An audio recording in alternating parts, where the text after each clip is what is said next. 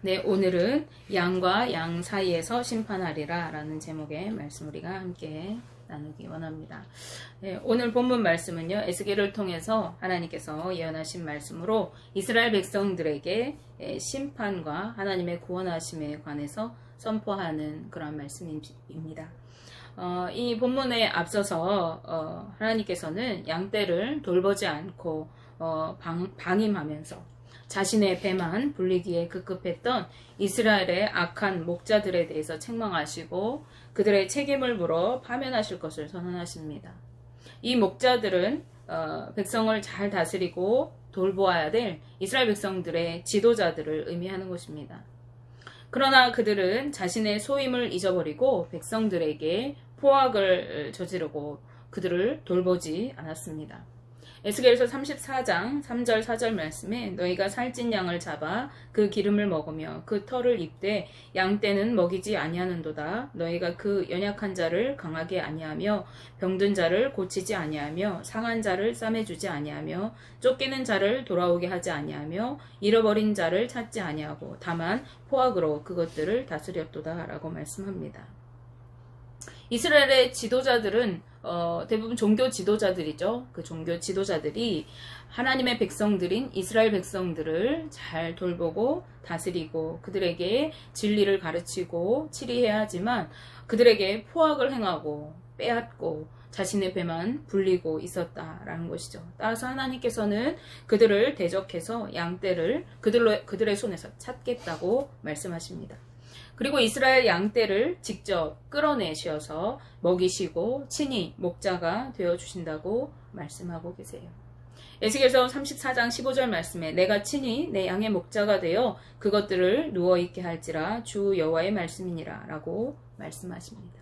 그리고 이어지는 본 단락에서는요, 백성의 지도자들 뿐만 아니라 지도자들에 이어서 이스라엘의 양떼들 사이에서 하나님께서 심판하실 것을 선포하고 계십니다. 하나님께서는 양과 양 사이에서 그리고 순양과 순염소 사이에서 심판하시겠노라고 하십니다.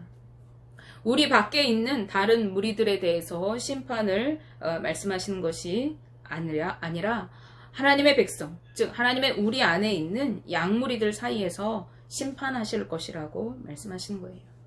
즉 이스라엘의 종교 지도자들, 이스라엘의 통치자들 뿐만 아니라 이스라엘 백성 가운데에서도 하나님께서 심판을 베푸시겠다는 것이죠. 에스겔이 사역하던 당시는요, 유다가 멸망하기에 그 전과 후 그 세대를 에스겔이 사역을 했어요. 이 시기에 이스라엘 백성들은 관리들 뿐만 아니라 부유한 자들에 의해서도 착취를 당하고 끼니를 잊기 힘들 정도로 가난하고 고단한 삶을 살았습니다. 그들은 가난하고 힘없는 자들을 아예 공동체 밖으로 쫓아내기까지 했습니다. 그렇기 때문에 하나님께서는 그들 중에서 악한 양 무리를 심판하실 것이며 착취를 당했던 파리한 양들을 구원해 내실 것을 말씀하세요. 에스겔서 34장 오늘 우리가 읽은 말씀 20절 말씀에 그러므로 주 여호와께서 그들에게 이같이 말씀하시되 나 곧 내가 살찐 양과 파리한 양 사이에서 심판하리라 라고 말씀합니다. 21절 말씀에 보시면 살찐 양들은요, 옆구리와 어깨로 그 파리한 양들을 밀어뜨리고 모든 병든 자를 뿔로 받아서 무리들 밖으로 흩어지게 하였다라고 말씀하고 있어요. 이 중에서 어깨를 뜻하는 단어인 베카테프의 원형인 케테프라는 단어는 힘을 상징하는 그런 표현이라고 합니다. 그런가 하면 뿔에 해당하는 베카르네켐이라는 단어의 원형 케렌이라는 단어는요, 강력한 권력을 상징하는 표현이에요. 따라서 이것은 힘과 어떤 큰 권력을 의미하는 것이죠. 어깨로 밀고 뿔로 받아서 무리를 밖으로 보냈다라는 표현은요, 자신들이 가지고 있는 어떤 힘과 권력을 이용해서 가난하고 힘없는 백성들을 괴롭히고 수탈하였을 뿐만 아니라 발붙일 곳이 없도록 삶의 터전까지 모두 박탈하여 죽음으로 내몰아간 권력자들과 부유한 자들의 악행을 표현한 것이라고 하겠습니다.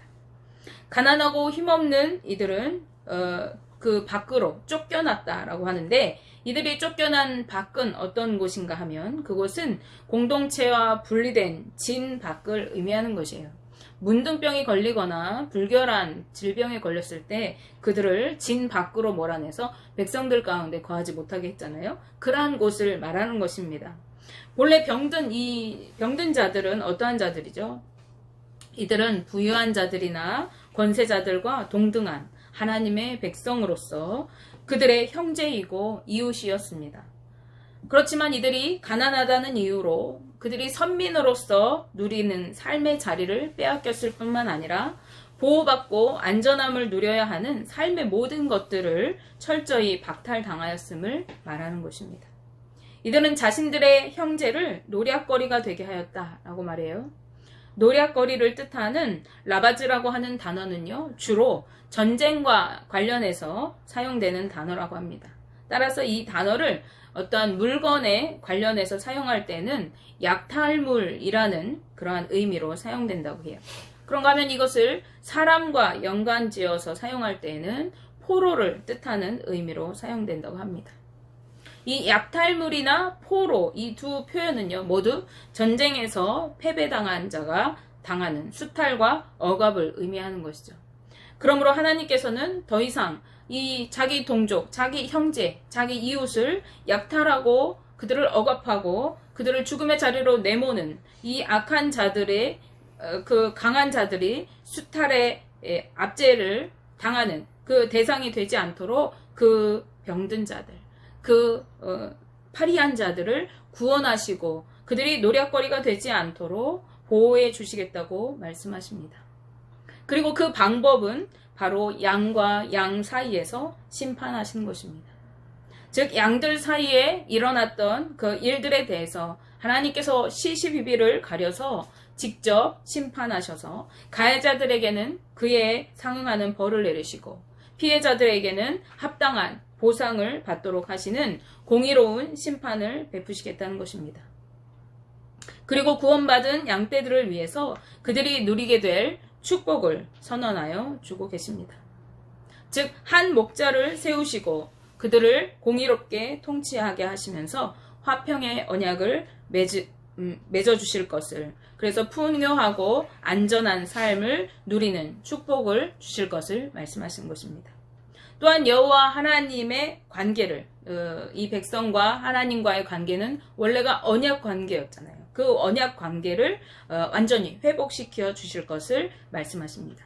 그러기에 하나님의 백성들에게는 하나님의 공의로운 심판이 두려움의 대상이 아니라 오히려 은혜의 산물이고 회복의 은혜를 누리는 기쁨의 어떠한 사건이 되는 것입니다. 우리는 하나님의 심판을 기다리는 자들이죠. 다시 심판주로 오실 주님을 기다리는 자들입니다. 그 하나님의 심판은 우리에게 어떠한 일입니까? 그것은 우리에게, 세상에 믿지 않는 자들에게, 죄악을 범하는 자들에게 하나님의 엄중하고 두려운 심판이지만은 하나님의 백성, 하나님을 믿고 하나님의 뜻대로 살아가는 자들에게는 그것은 회복의 은혜고 하나님의 축복을 누리는 기쁨의 날인 것입니다. 그렇다면 하나님께서 약속하신 축복은 무엇일까요? 하나님께서 약속하신 축복은 가장 먼저 구원받은 양떼들을 위한 한 목자를 세워주신다는 말씀입니다. 에스겔서 34장 23절 말씀에 내가 한 목자를 그들 위에 세워 먹이게 하리니 그는 내 종 다윗이라 그가 그들을 먹이고 그들의 목자가 될지라 라고 말씀하십니다. 한 목자를 세우신다는 말씀은요, 지금 북이스라엘과 남유다로 나뉘어있는 이스라엘 민족, 북이스라엘은 이미 망했고 유다가 지금 멸망의 위기 가운데 있는데 더 이상 남과 북이 분열되지 않고 하나로 통일될 것을, 그 새로운 세대가 올 것을 말씀하시는 것입니다. 에스겔서 37장 15절에서 23절 말씀에도 두 막대기를 하나로 만드는 그런 행위를 통해서 남과 북이, 남유다와 북이스라엘이 하나로 통일될 것과 또 한 왕이 그 통합된 왕국을 다스리게 될 것을 예언하고 계십니다. 이 새로운 시대는 메시아이신 예수 그리스도를 통해서 다스리는 시대가 될 것입니다. 본문 말씀에서 이 한 목자는 내 종 다윗이라고 말씀하고 있어요. 이것은 다윗의 자손에게서 목자 대신 메시아가 나실 것을 뜻하는 것으로 볼 수 있습니다. 이 말씀은 요한복음 10장 11절 이후의 말씀에서 예수님께서 나는 선한 목자라 라고 하시는 그 말씀, 자신을 목자로 비유하신 말씀과 연결되게 됩니다. 그런데 목자를 내 종 다윗이라고 말씀하세요. 바로 하나님의 종이어야 하는 것이 이 목자의 전제가 되는 것입니다. 내 종이라고 하는 이 뜻의 단어, 아부띠라고 하는 단어는요, 하나님의 부름을 받아서 하나님께서 주신 사명을 충성되게 완수하는 인물, 즉, 영도자들이나 왕이나 어떤 선지자와 같은 그러한 하나님의 신실한 사람들을 가리키는 말입니다. 본문에서도 이러한 맥락에서 하나님의 뜻을 받들어 백성을 통치할 인물을 뜻하는 것으로 볼 수 있어요. 그래서 하나님의 뜻을 따라 백성을 통치할 하나님의 종이라고 하는 것이죠. 블렌킨솝이라고 하는 학자는요, 이 통치자를 종이라고 표현한 것은 그가 백성들을 위에서 군림하거나 폭력적으로 권력을 행사하는 통치자가 아니라 하나님의 뜻을 받들어서 공의를 행할 인물이라는 것을 강조하기 위한 의도적인 표현이라고 보았습니다. 이것은 예수 그리스도께서 만왕의 왕이시지만 그는 겸손의 왕이시고 화평화의 왕이신 것을 선언하고 있는 것으로도 우리가 볼 수 있습니다. 이 다윗은 목자로서 백성을 먹일 뿐만 아니라 백성들 중에 왕이 되어서 그들을 다스리게 될 것입니다.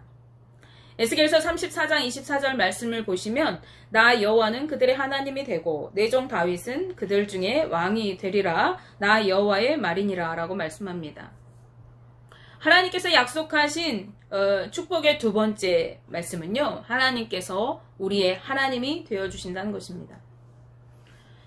본문에 여호와 하나님이 되어주시고 하나님의 종 다윗이 그들의 왕이 되어 통치할 것을 말씀하십니다. 그런데 본문에서 번역될 때 왕으로 번역된 이 단어는요, 일반적으로 지도자를 의미하는 통치자라는 뜻의 멜레크라는 단어를 사용하지 않습니다. 멜레크는 이방의 왕들처럼 스스로 왕위에 올라서 백성들 위에 군림하고 군사적인 힘에 의해서 나라를 다스리는 군주를 뜻하는 의미를 가지고 있어요. 그렇지만 본문에서는 이와는 달리 나시라는 단어를 사용하였습니다. 이 나시라고 하는 단어는 하나님의 뜻에 의해서 세워진 지도자를 의미하는 그 의미가 강한 단어입니다. 그래서 주로 이스라엘 백성의 두목이나 족장과 같은 지도자를 가리키는 용어를 사용할 때 나시라는 단어를 사용하게 되는 것이죠. 따라서 에스겔을 통해서 하나님께서 선포하신 이 왕은 백성들 위에 세워지는 군림하는 왕이 아닙니다. 이것은 하나님이 세우시는 왕이 이후 유대인들이 고대하던 정치적인 왕이 아니라는 것을 분명하게 보여주는 것이죠. 하나님께서 세우신 이 왕은 백성들 위에 군림하는 왕이 아니라 백성들 가운데에 세워지는 왕입니다. 즉 백성들 가운데 거하면서 겸손하게 하나님의 종으로서 주의 백성들을 주님의 뜻대로 인도하는 지도자를 의미하는 그러한 것입니다. 그렇기 때문에 이 왕이 통치하기에 앞서서 여호와 하나님이 그들의 하나님이 되신다고 말씀하십니다. 즉 이스라엘을 다스릴 신은 지금까지 이스라엘 민족들이 섬겨왔던 이방의 우상들이 아니라 여호와 하나님밖에 없음을 강조하는 것이죠. 따라서 하나님에 의해서 세워질 새 왕은 여호와만이 이스라엘의 통치자이심을, 이스라엘을 다스릴 수 있는 유일한 참신이심을, 그 진리를 백성들에게 알게 하고 그분을 섬기도록 하는 진정한 신정정치, 하나님의 통치를 실현하는 왕이 되어야 한다는 의미를 내포하고 있다고 하겠습니다. 따라서 하나님에 의해 세워질 이 새 왕은 백성들을 사랑하고 섬기고 그리고 참되고 유일하신 여호와 하나님을 거역하지 않으면서 백성들로 하여금 오직 하나님만을 섬기면서 그분의 말씀에 절대적으로 순종하도록 이끄는 왕이 될 것입니다. 그리고 이러한 통치가 이루어질 때 하나님의 구원을 받은 양, 즉 하나님의 백성들은 평안히 거하고 아름다운 꼴을 먹고 하나님과 화평을 누리고 번성하게 될 것입니다. 하나님께서 약속하신 축복의 세 번째는요, 하나님의 축복을 누리면서 평안을 누리는 삶을 살게 될 것이라는 것이에요. 그렇기 때문에 25절 이후의 말씀에서는요, 구원받은 이 하나님의 백성, 하나님의 양이 누릴 축복에 대해서 말씀하고 있습니다. 그런가 하면 에스겔서 37장 24절에서 27절 말씀에도 우리가 길좀 함께 보실게요. 내 종 다윗이 그들의 왕이 되리니 그들 모두에게 한 목자가 있을 것이라. 그들이 내 규례를 준수하고 내 율례를 지켜 행하며 내가 내 종 야곱에게 준 땅, 곧 그의 조상들이 거주하던 땅에 그들이 거주하되 그들과 그들의 자자손손이 영원히 거기에 거주할 것이요. 내 종 다윗이 영원히 그들의 왕이 되리라. 내가 그들과 화평의 언약을 세워서 영원한 언약이 되게 하고 또 그들을 견고하고 번성하게 하며 내 성소를 그들 가운데 세워서 영원히 이르게 하리니 내 처소가 그들 가운데 있을 것이며 나는 그들의 하나님이 되고 그들은 내 백성이 되리라 라고 말씀하십니다. 이 말씀의 핵심은 뭐죠? 그들이 번성하고 잘되고 풍요롭게 살 것이다가 아니라요, 이 말씀의 핵심은 하나님이 그들이 하나님이 되어주시는 것입니다. 하나님께서 그들 가운데 계시겠다는 것입니다. 하나님의 성소가 하나님의 처소가 그들 가운데 있을 것이라는 것입니다. 하나님의 백성은 하나님과 동행하고 교제함을 통해서만 진정한 화평을, 진정한 평안을 경험할 수 있는 것입니다. 하나님과 함께 할 때에 그분의 은혜와 축복을 온전히 누리며 살게 되는 것입니다. 그런데 하나님께서는 화평의 언약을 약속해 주십니다. 성경에서 언약은요, 확증을 뜻하는 것이죠. 즉, 이 말씀을 내가 확실히 이루겠다라고 하는 하나님의 약속인 것입니다. 하나님은 하나님의 백성과 영원히 함께 거하시면서 그들이 축복받기를 원하십니다. 하나님의 백성이 화평을 누리며 행복하게 살기를 원하십니다. 그렇기 때문에 하나님은 구원을 베푸시는 자기 양떼들인 이 이스라엘 백성들에게 화평의 언약을 약속해 주신 것입니다. 그들을 친히 구원하시고 예수 그리스도를 통해 그들을 다스리시면서 화평을 이루는 관계를 회복해 하실 것을 말씀하시는 것입니다. 이 말씀은 이스라엘 백성들에게만 하시는 말씀이 아닌 것이죠. 그들뿐만 아니라 오늘 구원받은 우리 성도들에게 약속해 주시는 말씀입니다. 예수 그리스도를 통해서 구원받은 성도들은 하나님과 화평을 이루고 하나님의 말씀을 따라 하나님의 뜻 안에서 거하며 살면서 화평을 누리고 주님이 주시는 축복을 누리면서 영원한 삶을 살아가게 되는 것입니다. 그러나 오늘 말씀처럼 하나님의 백성으로 선택받았으나 하나님의 뜻대로 살지 않고 탐욕과 이기심으로 자기 배만 불리며 살아갈 때 우리는 하나님의 엄중한 심판 앞에 서게 될 것입니다. 그러므로 우리는 자신의 삶을 살피고 하나님의 말씀 앞에 겸손하게 엎드리며 순종하는 삶으로 형제와 이웃을 돌아보고 주님의 나라를 이루는 삶을 살아가야 하겠습니다. 하나님의 뜻을 따라 진리 가운데 거하며 하나님의 거룩한 백성으로 날마다 살아가야 하는 것입니다. 원하기는 저와 여러분들이 구원받은 하나님의 백성으로서 거룩한 하나님의 뜻을 따라 살아가고 만왕의 왕이신 예수 그리스도의 통치를 받으며 하나님과 화평을 이루고 살아가는, 그래서 한량없는 주님의 은혜와 축복을 누리며 살아가게 되시기를 주님의 이름으로 축복합니다. 우리가 그렇게 살아가지 않을 때 우리가 아무리 방언을 말하고 어떠한 능력을 행하고 어떠한 선행을 행한다 할지라도 주님 앞에 섰을 때 내가 너를 도무지 알지 못하노라, 하나님의 그 외면하심과 심판의 그 잣대 앞에 서게 될 것입니다. 우리가 하나님 앞에 내가 너를 도무지 알지 못한다, 거절당하는 삶이 아니라 하나님의 축복을 누리는 삶으로 잘하였다 충성된 종아, 내가 너와 함께 있기를 원한다 말씀하시는 하나님의 그 은혜를 누리는 삶으로 살아가게 되시기를 주님의 이름으로 축복하며 기도합니다.